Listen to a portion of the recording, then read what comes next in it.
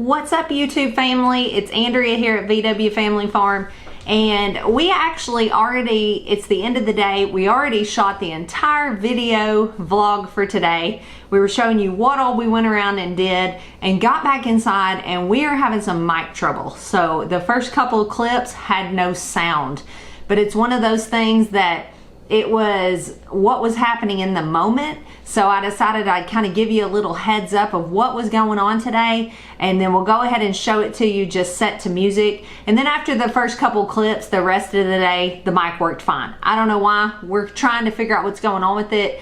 It's happened a few times now, so we are working on that.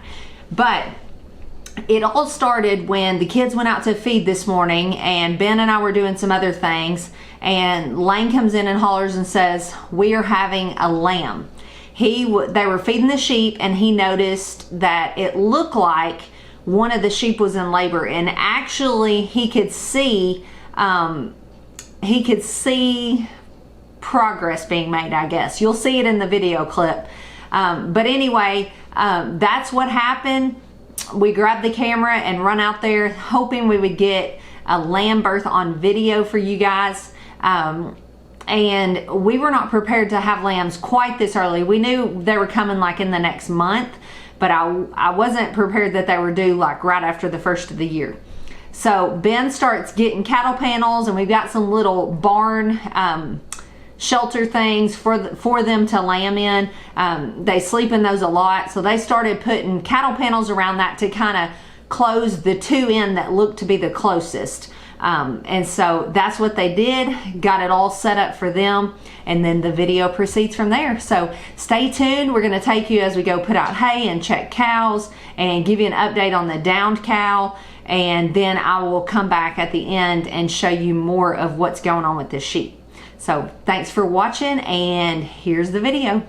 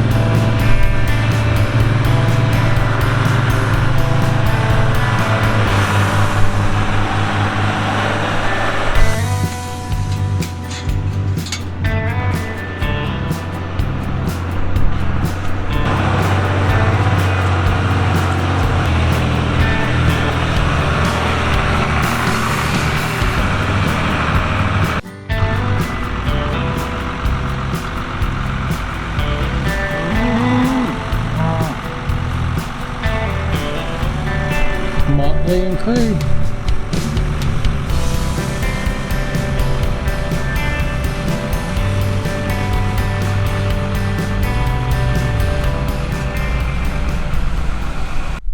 There's one of the ones we've had afterbirth problem with, that red white face. All right, guys, so we are back at the house. We got the hay put out across the road. That's something we do every Saturday morning. That's when those cows get fed, and it lasts them a week. It's less we have to do during the week when we're trying to do school and all the other stuff. We go over there and check them, but we only go over and put out hay, like I said, on Saturdays. I'm also working on organizing all our cattle information. When we bought the huge herd of cows, we went from 18 mama cows to 78 in the span of a few hours. So I'm a list maker, and I like to keep info like record book making and 4-H and all that, is because that's a valuable skill. That's a valuable thing to do. If you don't know what's going on with your animals, I mean, that works too. Sometimes just kind of going with the flow, but you think you're going to remember everything, but then you don't. Like even my milk cows, there's times Ben and I'll have to sit there looking at a calf thinking, whose was that? Especially not like when it's nursing, but like the next year we have to think, now who did that belong to?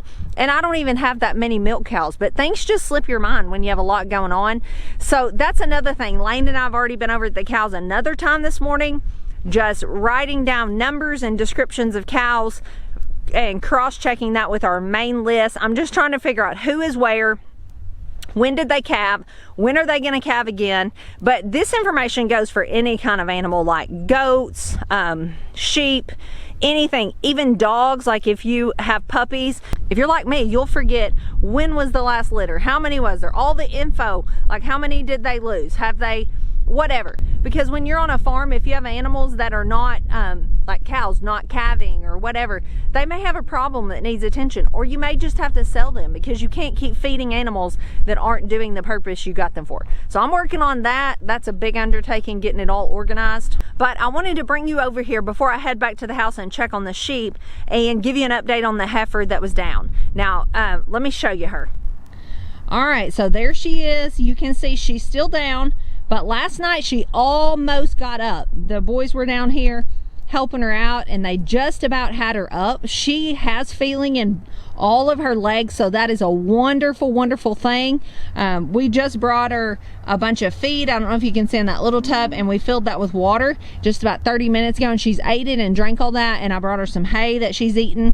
So while I'm down here, I'm going to get her more water and just get her set up so that she'll be good to go for a few hours, and then I'll come check her later. I'm just trying to check her at least 2 times a day and just let her rest. I really have hopes for this girl. So at this point, I just feel like, I mean, she looks so perky right now. She's probably a little drowsy because she just got her belly full, but she's so perky. Her ears are up. She looks healthy. She doesn't look like she feels bad. I think she's just weak. So we're working on getting her up, but we're not gonna force it and damage something, because I feel like her swelling probably in whatever nerve damage or whatever she had, because calves will get in a position to lay on their nerves during the latter parts of pregnancy and especially delivery. And I just feel like that's just now going down to where she could get up, and I just don't want to send her backwards. But I'm just not ready to give up on this girl. I really have come to love her. When they go through stuff like this, I don't know, you just come to just love them. And so we're gonna keep on keeping on, trying to get her up. We'll try again later today and we'll keep y'all posted, but I'm gonna get her set up and then let's head back to the house and check on the lambing situation. All right guys, it's the end of the day here. I'm out here gonna check the sheep one more time before it's time to go in for the night. I'm actually just gonna turn you guys around and let you look with me. So as you can see, no lambs yet. I'm about to give them some hay and just tuck them in for the night and let them be for now.